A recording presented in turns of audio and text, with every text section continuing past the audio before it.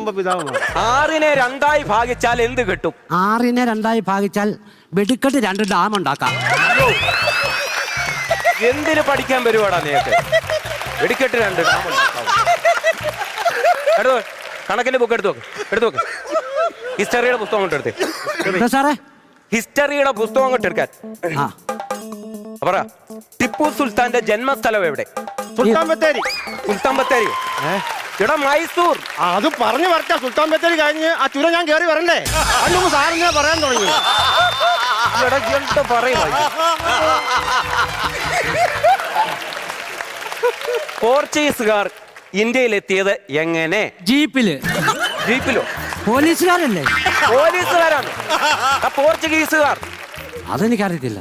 അങ്ങനെ എഴുന്നേറ്റ് പറ. എഴുന്നേറ്റ് പറ.